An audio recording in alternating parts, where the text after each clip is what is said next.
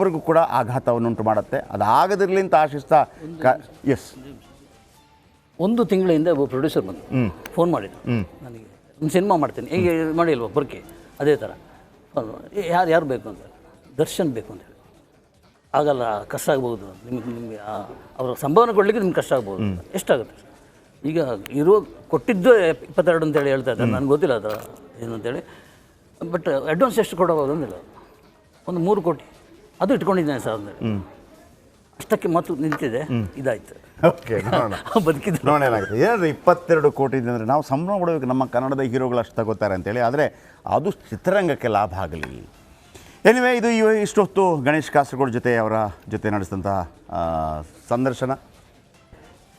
Republic Kannada, ಇದು ನಿಮ್ಮ ಧ್ವನಿ. ನಮಸ್ತೆ. ನಿಯಮ ಉಲ್ಲಂಘಿಸಿದ ದಚ್ಚುಗೆ ಸಂಕಷ್ಟ ಉಂಟಾಗತ್ತಾ? ಯಾರೇ ನಿಯಮ ಉಲ್ಲಂಘಿಸಿದರೂ ಕಠಿಣ ಕ್ರಮ. ಬೀದರ್ನಲ್ಲಿ ಅರಣ್ಯ ಸಚಿವ ಈಶ್ವರ್ ಖಂಡ್ರೆ ಹೇಳಿಕೆಯನ್ನು ಕೊಟ್ಟಿದ್ದಾರೆ. ಚಿತ್ರನಟ ಇರಲಿ, ರಾಜಕಾರಣಿ ಇರಲಿ, ಕ್ರಮ ಫಿಕ್ಸ್. ತಪ್ಪು ಮಾಡಿದವರನ್ನು ರಕ್ಷಿಸುವ ಮಾತೇ ಇಲ್ಲ. ಬೀದರ್ನಲ್ಲಿ ಅರಣ್ಯ ಸಚಿವ ಈಶ್ವರ್ ಖಂಡ್ರೆ ಹೇಳಿಕೆಯನ್ನು ಕೊಟ್ಟಿದ್ದಾರೆ. ಅದು ದರ್ಶನ್ ವಿದೇಶಿ ಪಕ್ಷಿಗಳನ್ನು ಸಾಕಿದ ಆರೋಪ, ಅರಣ್ಯ ಪ್ರದೇಶದಲ್ಲಿ ಖಾಸಗಿ ವಾಹನ ಬಳಕೆ ಆರೋಪ, ಇದೆಲ್ಲ ಇದೆ. ಕಾಯ್ದೆ ಪ್ರಕಾರ, ಕಾನೂನು ಪ್ರಕಾರ ಅರಣ್ಯ ಇಲಾಖೆಯವರು ಯಾರೇ ಇದ್ದರೂ ಕ್ರಮ ತೆಗೆದುಕೊಳ್ತಾರೆ. ಅದು ತನಿಖೆ ನಡೀತಾ ಇತ್ತು, ತನಿಖೆ ಮುಂದುವರಿತದೆ ಅಷ್ಟೇ. ಯಾರೂ ಕಾನೂನಿಗಿಂತ ದೊಡ್ಡವರಲ್ಲ. Howsoever high is not above the law. ಹೀಗಾಗಿ ಎಲ್ಲರಿಗೂ ಒಂದೇ ಕಾನೂನಿದೆ, ಕಾನೂನು ರೀತಿಯ ಕ್ರಮ ಜರುಗಿಸ್ತೀವಿ. ಸುಮಾರು ಪ್ರಕರಣಗಳು ಅರಣ್ಯ ಇಲಾಖೆ ಎದುರುಗಡೆ ಇದ್ದಾವೆ. ಒಂದೊಂದು ಪ್ರಕರಣ ನೋಡಿಕೊಂಡು ಇದಕ್ಕೆ ಮುಂದಿನ ಕ್ರಮ ತೆಗೆದುಕೊಳ್ಬೇಕಾಗ್ತದೆ. ನಮ್ಮ ಅಧಿಕಾರಿಗಳಿಗೆ ಸರ್ಕಾರದ ವತಿಯಿಂದ ಕಟ್ಟುನಿಟ್ಟಿನ ಸೂಚನೆಯನ್ನು ಕೊಟ್ಟಿದ್ದೇವೆ. ಇವತ್ತು ಎಲ್ಲೆಲ್ಲಿಂತ ಯಾವುದೇ ಪ್ರಕರಣ ಇರ್ಬೋದು, ಯಾವುದು ವೈಯಕ್ತಿಕವಾದಂಥದ್ದಲ್ಲ, ಕಾನೂನು ರೀತಿಯ ಕ್ರಮ ಜರುಗಿಸಬೇಕು ಅಂತ ಹೇಳಿದ್ದೇವೆ. ಅದರ ಪ್ರಕಾರ ಓಕೆ, ಈಶ್ವರ್ ಖಂಡ್ರೆ ಅವರ ಮಾತನ್ನು ನಾನು ಒಪ್ಕೋತೀನಿ. ಆದರೆ ಒಬ್ಬ ನಡಿ ಈಗ ಶುರು ಮಾಡೋಣ.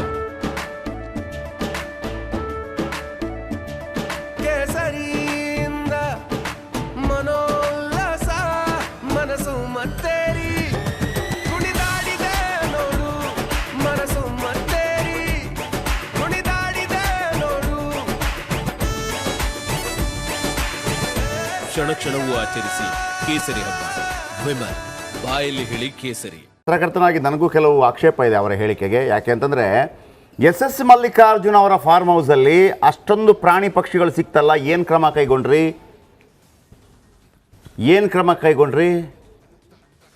ಯಾರು ಮಾತಾಡಿಲ್ಲ ಅದರ ಬಗ್ಗೆ. ಏನಾಗ ಅರಣ್ಯ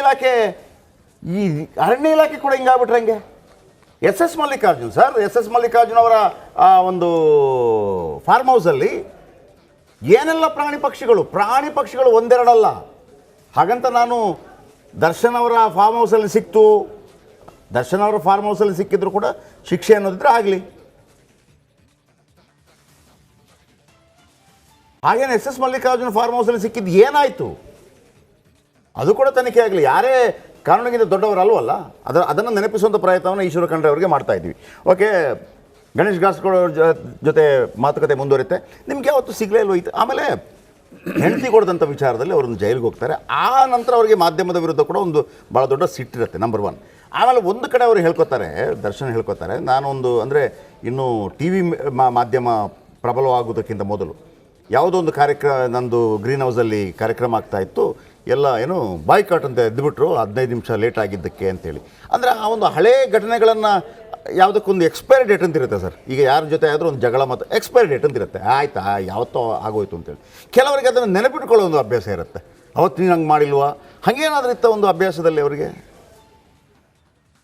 ಇಲ್ಲ, ನನ್ನ ತಿಳ್ಬಿಟ್ಟಿಗೆ ಈಗಿನ ದರ್ಶನೇ ಅಲ್ಲ. ನನ್ನ ಜೊತೆ ವ್ಯವಹಾರ ಮಾಡಿದ್ದಾಗಲಿ, ಸ್ನೇಹ ತೋರಿಸಿದಾಗಲಿ ಬೇರೆನೆ. ಆಯ್ಕೆ ಬಗ್ಗೆನೂ ಅಷ್ಟೇ, ಇದೇ ಈಕೆನೇ ಆಗಬೇಕು, ಅಲ್ಲಿಂದ ಅವ್ರನ್ನ ಕಳಿಸ್ಬೇಕು, ಏನೂ ಇಲ್ಲ. ಯಾರು ಅಂತ ಕೇಳೋದು ಇಲ್ಲ. ಸೆಟ್ಟಿಗೆ ಬಹುಶಃ ಕೆಲವು ಸಿನಿಮಾದಲ್ಲಿ ಸೆಟ್ಟಿಗೆ ಬಂದಾಗಲೇ ಇವಳು ನಾಯಕಿ ಅಂತ ಗೊತ್ತಾಗೋದು. ಅಷ್ಟು ಸ್ಟ್ರಿಕ್ಟ್ ಈ ವಿಚಾರದಲ್ಲಿ.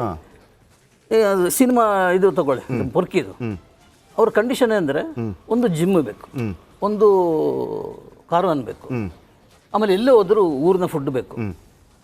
ಸೊ 10 ಗಂಟೆಯಿಂದ 5 ಗಂಟೆವರೆಗೆ ಶೂಟಿಂಗ್. ಆಮೇಲೆ ನನಗೆ ಫೋನ್ ಮಾಡಬಾರ್ದು, ನಾನು ಎಲ್ಲಿದ್ದೀನಿ ಏನು ಅಂತ ಕೇಳಬಾರ್ದು, ಅದೆಲ್ಲ ನನ್ನ ಸ್ವಂತ. ಇದು ಕಂಡೀಷನ್. ಇಲ್ಲಿ ಪ್ರಣೀತನ ಆಯ್ಕೆ ಮಾಡ್ಕೊಂಡಿದ್ದೆ. ಪ್ರಣೀತನ ಆಯ್ಕೆ ಮಾಡಿದ್ದು ಯಾಕೆಂದರೆ ತಮಿಳ್ನಾಡಿಂದ ಒಂದು ಒಬ್ಬರನ್ನು ಕರೆಸಲಿಕ್ಕೆ ಯೋಚನೆ ಮಾಡಿದ್ವಿ. ಅದು 80 ಲಕ್ಷ ಕೋಟ್ ಮಾಡಲಿಲ್ಲ. ಬಟ್ ನಮ್ಮ ಬಜೆಟ್ MD ಶ್ರೀಧರ್ ಚರ್ಚೆ ಮಾಡಿ ಮಾಡಿ ಮಾಡಿ ಒಂದು 30 ಕೇಳಿಸಿದ್ರು, 30 ಜಾಸ್ತಿ ಆಯಿತು. ಸೊ ಪ್ರಣೀತಾ ಅಂತ ಒಬ್ಬರು ಇದ್ದಾರೆ, ಅವರು ನೋಡಿ ಗಣೇಶಣ್ಣ ಅಂತ ಪ್ರೊಡ್ಯೂಸರ್ ಹೇಳಿದರು, ಎಲ್ಲಿದ್ದಾಳೆ ಅಂತ. ಇಂದ್ರಜಿತ್ ಒಂದು ಸಿನಿಮಾ ಮಾಡ್ತಾ ಇದ್ದಾರೆ. ಹೋದೆ, ಇಂದ್ರಜಿತ್ ನಮ್ಮ ಗೆಳೆಯನೇ ಅಲ್ವಾ, ಹೋಗಿ ಭೇಟಿಯಾಗಿ ಪ್ರಣೀತಾ ಕಾಲ್ ಶೀಟ್ ಬೇಕಾಗಿತ್ತು, ಒಳ್ಳೆ ಟೈಮಿಗೆ ಬಂದಿದ್ದೀರಣ್ಣ, ಈ ಸಿನಿಮಾ ನಮ್ಮದು ಪೋಸ್ಟ್ಪೋಂಡ್ ಆಗಿದೆ, ಗಣೇಶ್ ನಾಯಕ, ಈಕೆಗೆ ಟ್ರೈನಿಂಗ್ ಕೊಟ್ಟಿದ್ದೀನಿ, ಅದು 1.5 ಲಕ್ಷ ಖರ್ಚಾಗಿದೆ, ಅದು ಕೊಟ್ಟುಬಿಟ್ಟು ನಿಮ್ಮ ಹಾಗೆ ಕರ್ಕೊಂಡೋಗಿ ಅಲ್ಲಿಂದಲೇ ತೆಗೆದುಬಿಟ್ಟು. ಸೊ ಪ್ರಣೀತಾ ಇದ್ದು ಅಲ್ಲಿದ್ದು ದರ್ಶನ್ ಜೊತೆ ನಾನು ನಾಯಕಿ ಆಗುದಾ ಅಂತೇಳಿ ದೊಡ್ಡ ಎಕ್ಸೈಟ್ ಆಗ್ಬಿಟ್ಲ. ಸೊ ಎಷ್ಟು ಎಕ್ಸೈಟ್ ಅಂದ್ರೆ ಅಪ್ಪ ಅಮ್ಮನಿಗೆ ದುಡ್ಡು ಬೇಕಾಗಿಲ್ಲ, ನಾವು ಬೇಕಿದ್ರೆ ಕೊಡ್ತೀನಿ ಅಂತ ಸ್ಥಿತಿ ಆಯ್ತು. ಅಂತ ದರ್ಶನ್ ನಾಯಕಿ ಬಗ್ಗೆ ಪರ್ಟಿಕ್ಯುಲರ್ ನಾನು ಪೊರ್ಕಿಯನ್ನು ಹೇಳ್ತೀನಿ, 2-3 ತಿಂಗಳಲ್ಲಿ ಮಾಡಿಕೊಟ್ಟಿದ್ದಾರೆ, ಏನೂ ಸಮಸ್ಯೆ ಮಾಡಿಲ್ಲ. ಸಮಸ್ಯೆ ಆಗಿರೋದು ಆ ರಾತ್ರಿದು ಫೋನ್ ಇದೆ, ಸಿನಿಮಾದವರು ರಾತ್ರಿ ಫೋನ್ ಮಾಡೋದೇ ಸಮಸ್ಯೆ.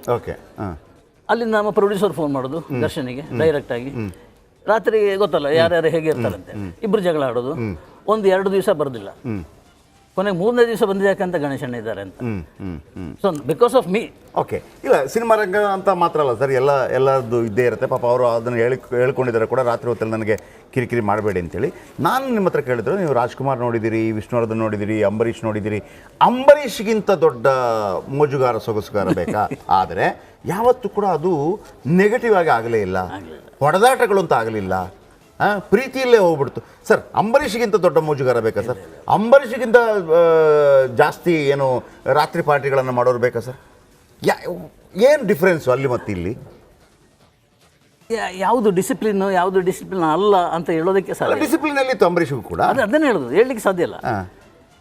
ಪೊರ್ಕಿಗೆ ಸಂಬಂಧಪಟ್ಟು ಮಾತ್ರ ನಾ ಮಾತಾಡ್ಲಿಕ್ಕೆ ಸಾಧ್ಯ ಈ ವಿಚಾರದಲ್ಲಿ. ಗೊತ್ತಾಯ್ತು. ಒಂದು ಸೆಕೆಂಡ್ ಕೂಡ ವೇಸ್ಟ್ ಮಾಡಲಿಲ್ಲ, ತನ್ನದೇ ಸ್ವಂತ ಸಿನಿಮಾದಂಗೆ ಆ್ಯಕ್ಟ್ ಮಾಡಿದ್ದಾರೆ. ಅದರಲ್ಲಿ ನಮಗೇನು ಸಮಸ್ಯೆ ಆಗದೆ ಅಲ್ಲಿಗೆ ಮುಟ್ಟಿಸಿದ್ದಾರೆ ದರ್ಶನ್. ಆಮೇಲೆ ಕೆಲವರೆಲ್ಲ ಕಂಪ್ಲೇಂಟ್ ಮಾಡ್ಲಿಕ್ಕೆ ಶುರು ಮಾಡಿದ್ರು, ಅವ್ರು ಬರಲ್ಲ, ಟೈಮಿಗೆ ಬರಲ್ಲ, ಸಿಕ್ಕಾಪಟ್ಟೆ ಕಾಸ್ಟ್ಲಿ, ಸಾಕೋದೇ ಕಷ್ಟ, ಇಂಥದ್ದೆಲ್ಲ. ಅಲ್ಲ, ದೊಡ್ಡ ಸ್ಟಾರ್ಗಳಾದಾಗ ಹಾಗೆ ಆಗುತ್ತೆ. ಈಗ ಯಾವುದೇ ರಾಜೇಶ್ ಖನ್ನಾ ಸ್ಟೋರಿ ನಾನು ಓದ್ತಾ ಇದ್ದೆ, ರಾಜೇಶ್ ಖನ್ನಾ ಸೆಟ್ಗೆ ಬರ್ತಾ ಇದ್ದದ್ದು ಸಂಜೆ 4 ಗಂಟೆಗೆ, ಬೆಳಿಗ್ಗೆ 10 ಗಂಟೆಗೆ ಕಾಲ್ ಸಿಟ್ಟಿದ್ರೆ ಸಂಜೆ 4 ಗಂಟೆಗೆ. ನೀವು ಓಡೋ ಕುದುರೆ ಆದಾಗ ನೀವು ಅದರ ಹಿಂದೆ ಓಡ್ತೀರಿ. ಇವತ್ತೆಲ್ಲರೂ ಅಷ್ಟೇ ಅಂತ. ಅದನ್ನು ನಾನು ಆರೋಪ ಪ್ರತ್ಯಾರೋಪ ಅಂತ ಹೇಳಲಾರೆ. ನಿಮಗೆ ಬೇಕು ಅಂತಂದರೆ ನೀವು ಅದನ್ನು ಸಹಿಸ್ಕೋಬೇಕು, ಅದರಲ್ಲಿ 2 ಮಾತಿಲ್ಲ. ರಾಜ್ಕುಮಾರ್ ನಿಮಗೆ ಬೇಕು ಅಂತಂದರೆ, ಪಾಪ ರಾಜ್ಕುಮಾರ್ದು ಯಾವುದೇ ತಕರಾರುಗಳಿರಲಿಲ್ಲ, ನಾನು ಹೇಳಿದ್ದು ಎಲ್ಲವನ್ನು ನೀವು ಸಹಿಸ್ಕೋಬೇಕು, ನಿಮಗೆ ಅಂಥವ್ರು ಬೇಕು ಅಂತಂದರೆ ಅದನ್ನು ನಾನು ಹೇಳಲಾರೆ ಅಂತೇಳಿ. ಆದರೆ ದಾರಿ ತಪ್ಪುವಂಥದ್ದು ಯಾಕಾಗತ್ತೆ ಅಂತ, ದಾರಿ ತಪ್ಪುವಂಥ ಅದು ಕನ್ನಡ ಇಂಡಸ್ಟ್ರಿಯಲ್ಲಿ ಅಂಥದ್ದು ಇಲ್ಲ. ಆಮೇಲೆ ಇಂಡಸ್ಟ್ರಿಗಳಲ್ಲಿ ಕೂಡ ಯಾವುದೇ ಇಂಡಸ್ಟ್ರಿಗಳಲ್ಲಿ ಕೂಡ, ಫಾರ್ ಎಕ್ಸಾಂಪಲ್ ಈಗ ತಾಯಿ ನಾಗೇಶ್ ಅಂತ ಇದ್ರಪ್ಪ, ಭಾಳ ಅತ್ಯದ್ಭುತ ನಟ, ನಮ್ಮ ಕನ್ನಡ ಮೂಲನೇ ಅವರು. ಈಗಲೂ ರಜನಿಕಾಂತ್ ಮತ್ತು ಕಮಲ್ ಹಾಸನ್ ಅವರನ್ನು ನೆನೆಸ್ಕೋತಾರೆ. ಬಾಲಚಂದ್ರ ಹಿಂಗೆ ಕರೆದು ಕೇಳ್ತಾ ಇದ್ರಂತೆ, ಬೀಡಿ ಎಣ್ಣೆ ಸೇದುವಾಗ ಯಾರಿಗೆ, ರಜನಿಕಾಂತ್ಗೆ, ನೋಡು ಅದು ಯಾರು ಗೊತ್ತಾ, ತಾಯಿ ನಾಗೇಶ್, ಅವನಂಥ ಆ್ಯಕ್ಟ್ರ್ ಪ್ರಪಂಚದಲ್ಲಿ ಯಾರೂ ಇಲ್ಲ, ಆದರೆ ಹಾಳಾಗಿದ್ದು ಕುಡಿತದಿಂದ ಅಂಥೇಳಿ. ಆದರೂ ಕೂಡ ರಜನಿಕಾಂತ್ ಅವ್ರಿಗೇನು ಕುಡಿತವನ್ನು ನಿಲ್ಲಿಸೋಕ್ಕಾಗಲಿಲ್ಲ. ಮೊನ್ನೆ ಒಂದು ಹೇಳಿಕೆಯನ್ನು ಗಮನಿಸ್ತಾ ಇದ್ದೆ, ನಾನೇನಾದರೂ ಈ ಕುಡಿತದ ಚಟ ನನಗೆ ಇಲ್ಲದೇ ಇದ್ದಿದ್ರೆ ರಜನಿಕಾಂತ್ ಈ ರಜನಿಕಾಂತ್ ಅಲ್ಲ, ಯಾವುದೋ ರಜನಿಕಾಂತ್ ಆಗಿಬಿಡುತ್ತೆ. ಮೊನ್ನೆ ಈ ಜೈಲರ್ ಸಿನಿಮಾ ರಿಲೀಸ್ ಆದ ನಂತರ ಮಾತಾಡ್ತಾ ಇದ್ರು ಅವರು. ಅಂಬರೀಷಿಗೂ ದರ್ಶನಿಗೂ ಇರುವ ಸಣ್ಣ ವ್ಯತ್ಯಾಸ, ಒಂದು ಕೂದಲೆಷ್ಟು ವ್ಯತ್ಯಾಸ ಅಂದರೆ, ಅಂಬರೀಷ್ ನಾವು ಬರೆದಿದ್ದು ಮಾತಾಡಿದ್ದು ಎಲ್ಲ ಉಡಾಫೆ ಅಂತ ಹೇಳಿ, ಹೌದು, ಅಂಬರೀಷ್ ಬಗ್ಗೆ ಹೌದು, ಅದನ್ನು ಇಲ್ಲಿ ಹೇಳಲಿಕ್ಕಾಗಲ್ಲ ದರ್ಶನಿಗೆ. ಓಕೆ, ಅಲ್ಲಿ ಅಂಬರೀಷ್ ಏನು ಮಾಡ್ತಾ ಇದ್ರು, ಅವರ ಗ್ರೂಪ್ ಸ್ನೇಹಿತರು ಇರ್ತಾರೆ, ಯಾರ ಮಾತನ್ನು ಕೇಳ್ತಾರೆ. ಇಲ್ಲಿ ಕೇಳ್ತಾರೆ, ಬೇಕಾದನ್ನು ಇಲ್ಲಿ ಇಟ್ಕೊಂಡು ಆಲೋಚನೆ ಮಾಡ್ತಾರೆ, ಎಲ್ಲ ಕೇಳು, ನಿರ್ಧಾರ ನಿಂತು. ಅದು ಇಲ್ಲಿ ಇಲ್ಲ. ದರ್ಶನಿಗೆ ಅದು ಮೈನಸ್. ಎಲ್ಲವನ್ನು ಕೇಳ್ತಾರೆ, ಅದನ್ನು ಮಾಡ್ಲಿಕ್ಕೆ ಹೋಗ್ತಾರೆ. ಈಗಿನ ಪರಿಸ್ಥಿತಿಗೆ ಅದೇ ಕಾರಣ ಅಂತ ನನಗೆ ಅನ್ಸೋದು. ಅವರಿಬ್ಬರ ವ್ಯತ್ಯಾಸ. ಆದರೆ ಅಂಬರೀಷ್ ಈಗ ನಾವು ಕೂಡ ಕೆಲವು ಸಲ ಕೂತಿದ್ದೀವಿ ಅಂಬರೀಷ್ ಅವ್ರ ಜೊತೆ, ಅವರ ಗ್ರೂಪ್ ಇರಲಿ ಇಲ್ಲದೆ ಇರಲಿ, ಆ ಎಲ್ಲರನ್ನು ಎಕ್ಸೆಪ್ಟೆನ್ಸ್ ಇತ್ತಲ್ಲ, ಬ್ಲಾಕ್ ಅಂತ ಇರಲಿಲ್ಲ. ನನಗೆ ಇವರು ಮಾತ್ರ ಫ್ರೆಂಡ್ಸು ಹಂಗಿಲ್ಲ. ಜಯಪ್ರಕಾಶ್ ಶೆಟ್ಟಿ ಅವರಿಗೆ ಅವತ್ತಿನ ದಿವಸದಲ್ಲಿ ಅವ್ರಿಗೊಂದು ಖುಷಿ ಆಗುತ್ತೆ ಅಂತಂದರೆ ಲಹರಿ ಹಂಗೆ ಅರ್ಧ ಬಿಡ್ತದೆ ಬೇಕಿದ್ರೆ ಅಂತೇಳಿ. ಇವರು ಆ ಥರ ಒಂದು ಕೋಟೆ ಕಟ್ಕೊಂಡ್ಬಿಟ್ರೆ, ಆ ಕೋಟೆಗಳನ್ನು ಕಟ್ಟಿದಂಥ ಕೋಟೆಗಳಲ್ಲಿರುವಂಥ ಕಲ್ಲುಗಳೇ ಪ್ರಾಬ್ಲಮ್ ಆಯಿತು. ಹೌದು, ಎಲ್ಲ ಮಾತನ್ನು ಕೇಳಿದ್ದೇ ಸಮಸ್ಯೆ ಆಗಿರೋದು. ಅವರ ಸ್ನೇಹಿತರು ಈಗ ಯಾರು ಬರ್ತಾರೆ, ಅಲ್ಲಿ ಇರೋದೆಲ್ಲ ಅವರಿಗೆ ಬೇಕಾದವರೇ. ಜೋಗಿ ಒಂದು ಮಾತನ್ನು ಹೇಳ್ತಾರೆ ಸರ್, ಈಗ ಎಣ್ಣೆ ಹೊಡಿಯೋಕ್ಕೆ ದುಡ್ಡಿಲ್ಲದೆ ಇದ್ದಾಗ ಒಂದು ಬಿಯರ್ಗೆ ದುಡ್ಡು ಮಾಡಿ ಆ ಬಿಯರ್ ಕುಡಿಯೋದು ಆ ಒಂದು ಯುವಕರಿಗೆ ಆಗಿರುವಂಥ ಒಂದು ಕ್ರೇಜು. ಆಮೇಲೆ ಅಂಥ ಸಾವಿರಾರು ಬಾಟ್ಲಿಗಳನ್ನು ಖರೀದಿ ಮಾಡುವಂಥ ಸಂದರ್ಭದಲ್ಲಿ ಅದರ